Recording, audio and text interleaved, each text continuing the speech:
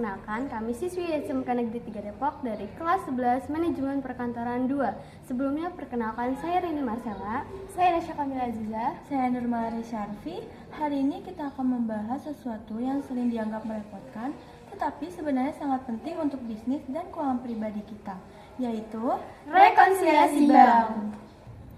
Benar banget, banyak orang yang ngira kalau rekonsiliasi bank itu merepotkan. Padahal kalau kita tahu caranya, semuanya akan terasa lebih mudah dan bisa menyelamatkan kita dari kesalahan keuangan. Baik, langsung saja kita masuk ke materinya, yaitu yang pertama ada pengertian. Kita mulai dari dasarnya terlebih dahulu ya. Jadi rekonsiliasi bank itu adalah proses memastikan dan mencocokkan catatan keuangan internal perusahaan sesuai dengan laporan bank. Ini sangat penting untuk menjaga keakuratan dan menghindari kesalahan pada laporan keuangan. Selanjutnya, apa sih tujuan dari rekonsiliasi bank? Tujuan rekonsiliasi bank adalah untuk memastikan kesesuaian antara catatan keuangan perusahaan dan catatan bank.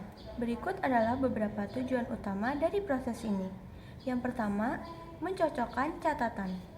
Memastikan bahwa saldo kas yang tercatat di buku besar perusahaan sesuai dengan saldo yang tercatat di laporan bank.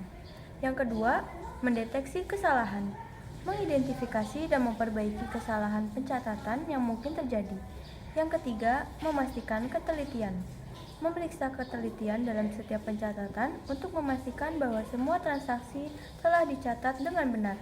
Yang keempat, mencegah kecurangan. Membantu dalam mendeteksi potensi kecurangan dengan membandingkan catatan internal dan laporan bank. Dan yang terakhir, mengelola arus kas. Memberikan informasi yang akurat tentang posisi kas, sehingga perusahaan dapat mengelola arus kas dengan lebih baik. Selanjutnya, di rekonsiliasi bank memiliki beberapa manfaat. Yang pertama, ada mendeteksi kesalahan. Proses ini membantu menemukan kesalahan dalam pencatatan transaksi, baik di buku perusahaan maupun laporan bank. Yang kedua, ada mencegah penipuan.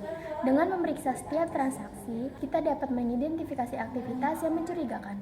Yang ketiga, ada menjaga akurasi keuangan, memastikan bahwa catatan keuangan selalu akurat dan terkini. Yang terakhir, ada memudahkan perencanaan keuangan.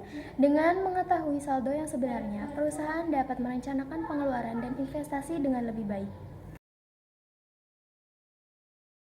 Nah, selanjutnya bagaimana sih langkah-langkah dalam rekonsiliasi bank? Langkah pertama ada kumpulkan dokumen. Kumpulkan semua dokumen yang diperlukan seperti buku kas perusahaan, laporan bank terbaru, dan bukti transaksi seperti kwitansi dan invoice. Langkah kedua ada bandingkan saldo. Bandingkan saldo akhir dari buku kas perusahaan dengan saldo yang tercantum di laporan bank. Catat perbedaan yang ada. Langkah ketiga adalah identifikasi transaksi yang belum diproses. Periksa semua transaksi yang mungkin belum diproses oleh bank atau belum dicatat di buku kas. Langkah keempat, sesuaikan catatan. Setelah mengidentifikasi perbedaan, lakukan penyesuaian pada catatan keuangan perusahaan untuk mencerminkan transaksi yang belum dicatat. Langkah kelima, ada buat laporan rekonsiliasi. Buat laporan rekonsiliasi bank yang mencakup saldo awal, penyesuaian, dan saldo akhir yang sesuai.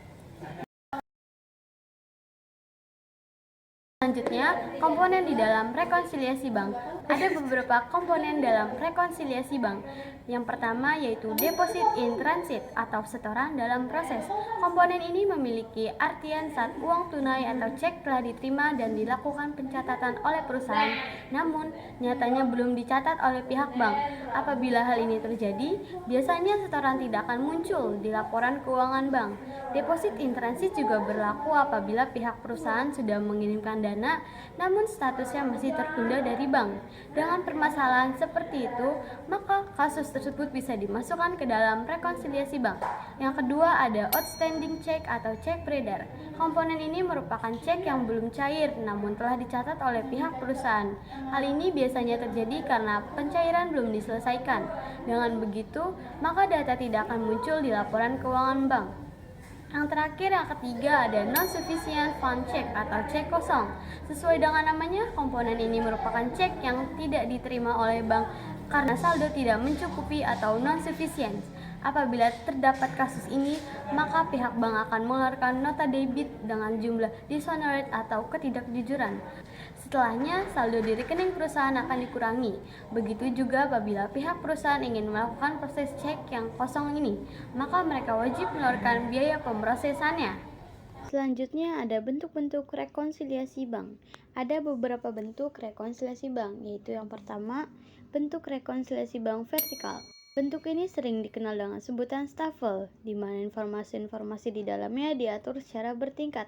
Selain itu, terdapat kolom khusus untuk mengisi catatan rekonsiliasi saldo kas berdasarkan catatan dari perusahaan. Yang kedua ada bentuk rekonsiliasi bank kontrol. Bentuk ini memiliki perbedaan dari sebelumnya, di mana yang satu ini disusun secara horizontal dan sebelah menyebelah. Di bagian kiri berisikan data saldo catatan perusahaan, serta bagian kanan yaitu data untuk rekonsiliasi saldo kas rekening koran dan begitu pun sebaliknya. Yang ketiga ada bentuk rekonsiliasi bank 4 kolom. Rekonsiliasi bank ini sebenarnya terdiri dari 5 kolom. Namun, hanya 4 kolom saja yang berisi nominal mutasi. Oleh karena itu, disebut dengan bentuk rekonsiliasi bank 4 kolom. Dan yang terakhir ada bentuk rekonsiliasi bank 8 kolom. Sesuai dengan namanya, bentuk ini memiliki 8 kolom. Meskipun jumlah total ada 9, namun hanya 8 kolom yang berisi nominal mutasi bentuk rekonsiliasi ini. Jadi, kenapa sih kita harus melakukan rekonsiliasi bank secara rutin? Ada beberapa faktornya, yaitu yang pertama, untuk menghindari kesalahan pencatatan. Yang kedua, menjaga arus agar tetap sehat.